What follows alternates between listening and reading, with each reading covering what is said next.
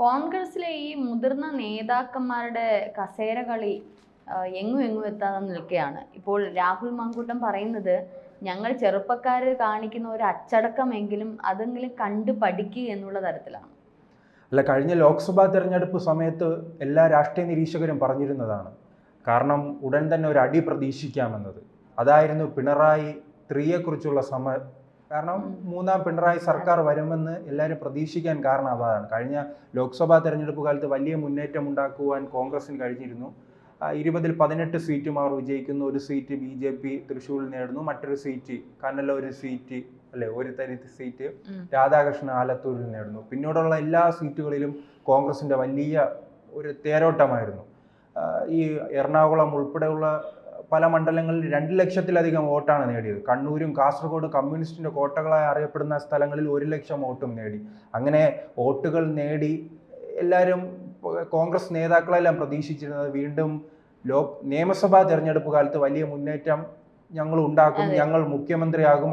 ഇതിനിടയിൽ തന്നെ മുഖ്യമന്ത്രിയെക്കുറിച്ചുള്ള വലിയ തമ്മിലടി തുടങ്ങി. രമേശ് ചെന്നിത്തല വരുന്നു, ശശി തരൂർ വരുന്നു, VD സതീശൻ വരുന്നു, KC വേണുഗോപാൽ വരുന്നു. ആ ലോക്സഭാ തെരഞ്ഞെടുപ്പിൽ ഒരു ഐക്യം ഉണ്ടായിരുന്നു കോൺഗ്രസിന്. അവരുടെ ഒരു സ്പിരിറ്റ് എന്ന് പറഞ്ഞാൽ ഇപ്പൊ രാഹുലൊക്കെ നിന്നിടത്തൊക്കെ ഈ ഷാഫിയുടെ ഒക്കെ കുറെ ഈ വാർത്തകളും അതുപോലെ തന്നെ പ്രസംഗവും ഭയങ്കര കത്തിജ്വലിക്കുന്നു.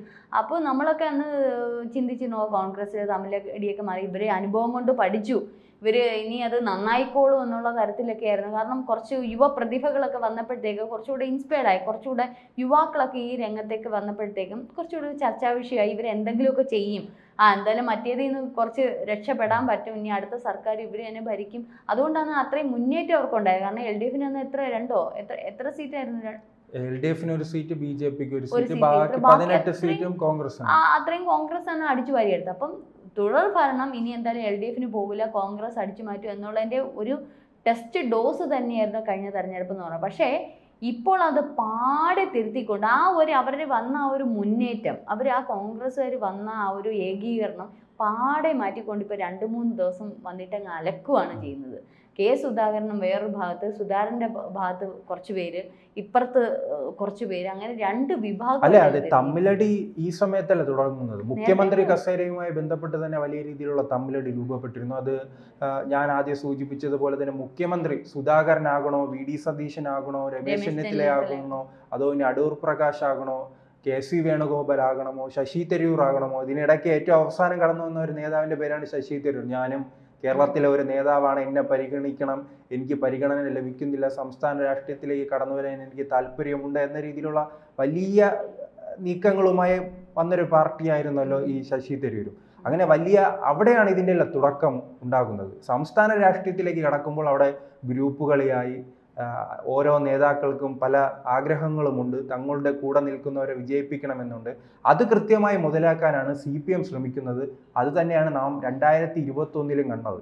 രമേശ് ചെന്നിത്തല എന്ന പ്രതിപക്ഷ നേതാവ് നല്ല രീതിയിൽ ഇവിടെ പ്രവർത്തിച്ചിട്ടുണ്ട്. VD സതീശനുമായി താരതമ്യം ചെയ്യുമ്പോൾ എന്തെല്ലാം അഴിമതി കഥകളാണ് രമേശ് ചെന്നിത്തല കൊണ്ടുവന്നിട്ടുള്ളത്. അദ്ദേഹം വലിയ രീതിയിൽ പ്രവർത്തിച്ചിട്ടുണ്ട്. പക്ഷേ ഈ അടിത്തട്ടിലുള്ള പ്രവർത്തനമില്ലായ്മ, ഓരോ പാർട്ടിക്കും അടിത്തട്ടിൽ വലിയ രീതിയിൽ പ്രവർത്തനം ആവശ്യമാണ്. കാരണം അവിടെ ചുവരെഴുതാനും അതോടൊപ്പം തന്നെ വോട്ടർ പട്ടിക പുതുക്കുവാനും ബൂത്ത് കമ്മിറ്റികൾ സംഘടിപ്പിക്കാനും പാർട്ടിയിൽ ആള് വേണ്ടേ? ഈ ശ്രീത്ത് പറയുന്നു വേണം. ഇപ്പം കോളേജിലാണ് ആള് വരാത്തതിന് കാരണം എന്താണ്? കേസിലാണെങ്കിലും യുവാക്കൾ ഇങ്ങോട്ട് വരണ്ടേ? കാരണം ഈ മൂത്താപ്പന്മാരെ കണ്ടല്ലേ പഠിക്കണം. അവരുടെ ഈ തമ്മിലടി കാണുമ്പം ഇനി പാർട്ടി കയറിയിട്ടൊന്നും ഒരു പ്രയോജനവുമില്ല. ഈ രാഷ്ട്രീയം എന്ന് പറയുന്നെങ്കിൽ ഒന്നീ ഇൻസ്പയർഡ് ആയിട്ട് വരുന്നതായിരിക്കും, ആ പാർട്ടി എന്താണെന്നുള്ള ഇൻസ്പിറേഷൻ കൊണ്ടുവരുന്നവരായിരിക്കും യുവതലമുറ. രണ്ടാമത് ഈ മൂത്താപ്പന്മാരെ, അതായത് ഈ പാർട്ടിയിലെ മെയിൻ ആൾക്കാരെ കണ്ട് അവരിലുള്ള ഒരു ഊർജം, ആ പാർട്ടിയുടെ ഒരു ഒത്തൊരുമയും, അല്ലെങ്കിൽ കേരളത്തിൽ അതായത് നമ്മുടെ സംസ്ഥാനത്ത് എന്തൊക്കെയാണ് ചെയ്യുന്നത്. നമ്മളിപ്പോൾ യുവാക്കൾ എന്ന് പറയുന്ന ഈ ബ്ലഡൊക്കെ ഇങ്ങനെ രക്തം തിളയ്ക്കുന്ന പ്രായമാണ്. അപ്പോൾ ആ പ്രായത്തിൽ എന്തെങ്കിലുമൊക്കെ ചെയ്യണമെന്ന് താല്പര്യം. അവിടെ ഒരു ജെനുവിനായിട്ടുള്ള രാഷ്ട്രീയ വഴികളാണ് ആ കാലത്ത് നടത്തുന്നത്. പിന്നീടാണ് അഴിമതിയിലും മറ്റുള്ള കാര്യങ്ങളിലൊക്കെ വഴിതിരിഞ്ഞ് വിടുന്നത്, സ്വന്തം കാര്യം സിന്ദാബാദിലോട്ട് പോകണം. പക്ഷേ ഈ കോളേജ് പ്രായം എന്നൊക്കെ പറയുന്നത് തിളയ്ക്കുന്ന പ്രായമാണ്. അപ്പോൾ അവരെ പോലും ഇൻസ്പയർഡ് ആക്കാൻ പാർട്ടിക്ക് പറ്റുന്നില്ല. കാരണം ഇതിൽ കാണിച്ചു കൊടുക്കാൻ ആരുമില്ല. സുധാകരനെ കാണിച്ചു കൊടുക്കും, ഈ പറഞ്ഞ VD സതീശനെ, രമേശ് ചെന്നിത്തലയെ കാണിച്ചു കൊടുക്കും. അത് വല്ലപ്പോഴും തിരുവനന്തപുരത്ത് വന്ന് ടാറ്റ ബൈ ബൈ പറഞ്ഞു പോകുന്ന ശശി തരൂരിനെ കാണിച്ചു. ആരെയും കാണിച്ചു കൊടുക്കാനില്ല ഒന്നുമില്ല പാർട്ടിക്ക്. അപ്പോൾ ആരാണ് ഇതിൽ ഇൻസ്പയർഡ് ആയി വരുന്നത്? അപ്പോൾ ഈ പറഞ്ഞതുപോലെ ബുക്ക് ഈ മറ്റേ പോസ്റ്റർ ഒട്ടിക്കാനും ഇത് എഴുതാനും ഒക്കെ ആളില്ലാന്നേ. ആളുണ്ടെങ്കിലല്ലേ ഇത് ഈ അടിത്തറയിൽ നിന്ന് തുടങ്ങാൻ പറ്റൂ. ഇനിയിപ്പോൾ തദ്ദേശ സ്വയം ഇത് തെരഞ്ഞെടുപ്പ് വരുന്നുണ്ട്. അപ്പോൾ ആ തെരഞ്ഞെടുപ്പിൽ ഈ പറഞ്ഞതുപോലെ ഏറ്റവും അധികം വേണ്ട ലോക്കൽ നേതാക്കന്മാരാണ്. ലോക്കൽ നേതാക്കൾ എത്ര പേര് അല്ലെങ്കിൽ ആ ഒരു സമൂഹത്തിലേക്ക് ഇറങ്ങിച്ചെന്ന്, ജനങ്ങളിലേക്ക് ഇറങ്ങിച്ചെന്ന് അവരുടെ കാര്യങ്ങൾ പരിഹരിക്കുന്നുണ്ട്? ഒരാളെങ്കിലും ഇപ്പോൾ ഒരു തർക്ക വിഷയമോ അല്ലെങ്കിൽ എന്തെങ്കിലും വസ്തു തർക്കമോ അല്ലെങ്കിൽ ഒരു കല്യാണം ഒക്കെ ബന്ധപ്പെട്ട എത്ര പേരുണ്ട്, എത്ര പേര് സഹകരിക്കുന്നുണ്ട്? അപ്പോൾ സാറിനും ഇല്ലാത്തതുകൊണ്ട് ഇപ്പോൾ അവരൊക്കെ ഇടിച്ചു കയറി നിൽക്കും. ഇപ്പോൾ BJP പോലും താഴ്ന്നാണ് തുടങ്ങുന്നത്. അവരുടെ പേര് പോലും അടിത്തറയിൽ നിന്ന് തുടങ്ങുന്നുണ്ട് ഏത് കാര്യത്തിനും ഇടിച്ച്. അപ്പം ഈ നേതാക്കന്മാരെന്ന് പറയുന്നത് ഇപ്പം ഈ MLA MP ഒന്നും അല്ല അവരെ തിരഞ്ഞെടുക്കുന്നത്. അത് പൊതുവേ ഉള്ളൊരു ജ്ഞാനം വെച്ച് ജനങ്ങൾ വോട്ട് ചെയ്യുന്നതാണ്. പക്ഷേ ഒരു പാർട്ടി ജയിക്കണമെങ്കിൽ ശ്രീത്ത് പറഞ്ഞതുപോലെ താഴെ തട്ടി നിന്നുള്ള ജനങ്ങളെ സ്വാധീനിക്കാൻ കഴിയുന്നുള്ള പ്രവർത്തകരുണ്ടായിരിക്കണം. അതിൽ എത്ര പ്രവർത്തകരുണ്ട്? അല്ല, അതാണ് ഇപ്പോൾ രാഹുൽ മാങ്കൂട്ടം അടക്കമുള്ള യുവ നേതാക്കൾ ചൂണ്ടിക്കാട്ടുന്നത്. മുകൾ തട്ടിൽ വലിയ രീതിയിലുള്ള ഈ തമ്മിലടിയും ഗ്രൂപ്പുകളെയും എനിക്ക് മുഖ്യമന്ത്രിയാകണം, കാരണം 71 MLA-മാരെ ലഭിച്ചാൽ മാത്രമേ മുഖ്യമന്ത്രി സ്ഥാനം ഇവിടെ സ്വപ്നം കാണാൻ കഴിയൂ. അങ്ങനെ ആ സീറ്റ് ലഭിക്കുമെന്ന് ഉറപ്പില്ല, പക്ഷേ എനിക്ക് മുഖ്യമന്ത്രിയാകണം, ഞങ്ങൾ അധികാരത്തിൽ വരുമ്പോൾ എനിക്ക് മുഖ്യമന്ത്രി ആകണമെന്നാണ് പല നേതാക്കളും ചിന്ത.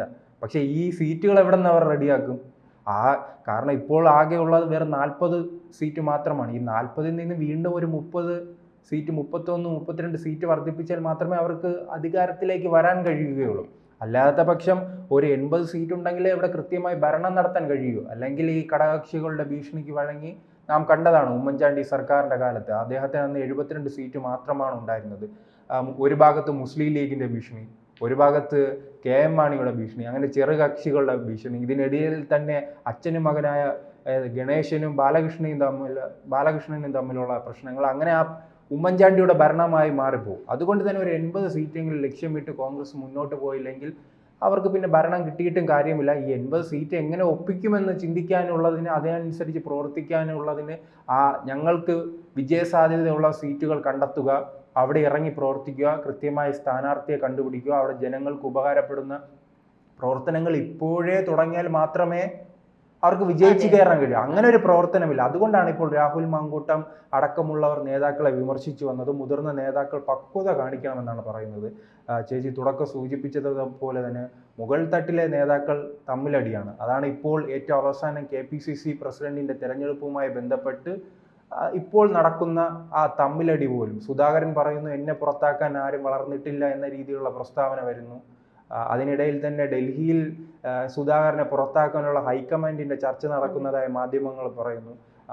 ഒരു ഭാഗത്ത് പറയുന്നു ഇനി ക്രൈസ്തവ നേതാക്കളെ ഞങ്ങളുടെ പ്രസിഡന്റ് ആക്കുമെന്ന് പറയുന്നു. അങ്ങനെയാണെങ്കിൽ ക്രൈസ്തവ നേതാക്കൾ വന്നാൽ ഈഴവനെ മാറ്റുന്നതിൽ ഒരു വിഭാഗം പരാതി പറയുന്നു. അങ്ങനെ ഒരു തമ്മിലടിയുടെ തൃശ്ശൂർ പൂരത്തിൽ എന്ത് തോന്നുന്നു? ഈ ഒരു മൂത്തപ്പന്മാരെയൊക്കെ മാറ്റിയിട്ട് കുറച്ചുകൂടെ കരുത്തുറ്റ അല്ലെങ്കിൽ കുറച്ചുകൂടെ ഉള്ള ഇപ്പൊ രാഹുൽ മാങ്കൂട്ടം, ഈ ഷഫി പറമ്പിൽ, ഈ പറഞ്ഞതുപോലെ അടൂർ പ്രകാശ്, ഇങ്ങനെയൊക്കെയുള്ള ആൾക്കാര് മുന്നേറ്റ നിരയിലേക്ക് വരേണ്ടുന്ന സമയം അതിക്രമിച്ചില്ലേ കോൺഗ്രസിൽ?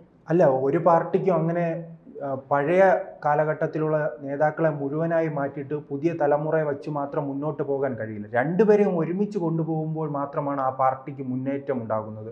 അത് നാം BJP-യിൽ തന്നെ കണ്ടിട്ടുണ്ട്. BJP-യിലെ കുറച്ച് 75-ന് മുകളിലുള്ള പല നേതാക്കളെ അന്ന് മോദി വന്നപ്പോൾ മാറ്റുന്നത് കണ്ടു. പക്ഷേ അവരെല്ലാം തിരഞ്ഞെടുപ്പ് കാലത്ത് പ്രചരണത്തിന് ഇറക്കുകയോ അവരുടെ സ്വാധീന മേഖലയിൽ അവരെ ജനങ്ങൾക്ക് സ്വാധീനിക്കാനുള്ളവരെ കണ്ടെത്തുകയോ അങ്ങനെയല്ലല്ലോ. പുതിയ തലമുറ ഈ കസേര അങ്ങോട്ട് വിട്ടു കൊടുക്കാൻ തയ്യാറല്ല. ഞാൻ ഉദ്ദേശിച്ചത് ഇപ്പൊ KPCC അധ്യക്ഷ സ്ഥാനത്ത് നിന്ന് സുധാകരന് മാറി നിന്നുകൊണ്ട് അദ്ദേഹത്തിന് മുതിർന്ന പൗരൻ എന്നുള്ള രീതിയിൽ നിന്നുകൊണ്ട് ഇത്തരത്തിലുള്ള ചർച്ചകളും കാര്യങ്ങളും അദ്ദേഹത്തിന്റെ നേതൃത്വത്തിൽ തന്നെ ചെയ്യാവുന്നേ ഉള്ളൂ. പക്ഷെ പുതിയ ആൾക്കാർ വരുമ്പോൾ അവർക്ക് ഇവിടുത്തെ ഇപ്പോഴത്തെ പരിസ്ഥിതി അനുസരിച്ച് പ്രവർത്തിക്കാൻ കുറച്ചുകൂടി ഊർജ്ജം നൽകി. ഇപ്പം BJP സംസ്ഥാന അധ്യക്ഷനായിട്ട് രാജീവ് ചന്ദ്രശേഖരനെ ഏർപ്പെടുത്തിയത് ആരാണ്? കേന്ദ്രത്തിൽ നിന്നാണ്. അതെന്തുകൊണ്ടാണ്? ബുദ്ധിപൂർവ്വമുള്ള നീക്കമാണ്. അല്ല, അദ്ദേഹം വരുമ്പോഴും ഇവിടെയുള്ള മുരളീധരനും കൃഷ്ണദാസും രമേശും എല്ലാ പുതിയവരെയും പഴയവരെയും പരിഗണിച്ച് യുവാക്കളെയും സ്ത്രീകളെയും പരിഗണിച്ച് മാത്രമേ ഒരു പാർട്ടിക്ക് മുന്നോട്ട് പോകാൻ കഴിയൂ. അങ്ങനെ കഴിയാത്തൊരു പാർട്ടിയാണ് കോൺഗ്രസ്. അതുകൊണ്ടാണ് അവർ വലിയ രീതിയിൽ തകർച്ച ഉണ്ടാകുന്നത്. അതോടൊപ്പം തന്നെ നാം മറ്റൊരു സ്ത്രീകളുമായി ബന്ധപ്പെട്ട് ഒരു പരിഗണനയും ലഭിക്കാത്തൊരു പാർട്ടിയാണ് കോൺഗ്രസ്. കഴിഞ്ഞ നിയമസഭാ തെരഞ്ഞെടുപ്പ് കാലത്ത് നാം കണ്ടിട്ടുണ്ടായിരുന്നു. അവിടെ ഒരു സ്ത്രീക്ക് സ്ഥാനാർത്ഥി ആകാൻ കഴിയാത്തത് കൊണ്ട് അവർ KPCC-യുടെ ഓഫീസിന് മുന്നിൽ തല മുണ്ടനം ചെയ്ത് പ്രതിഷേധിക്കുന്ന കാഴ്ച നാം കണ്ടിരുന്നു. ആ രീതിയിലാണ് അവിടെ യുവാക്കൾക്ക് സ്ഥാനമില്ല, അതോടൊപ്പം തന്നെ സ്ത്രീകൾക്ക് സ്ഥാനമില്ല. കുറെ പ്രായമായവരുടെ ഒരു വയോജന കേന്ദ്രമായി കോൺഗ്രസ് മാറുകയാണ്.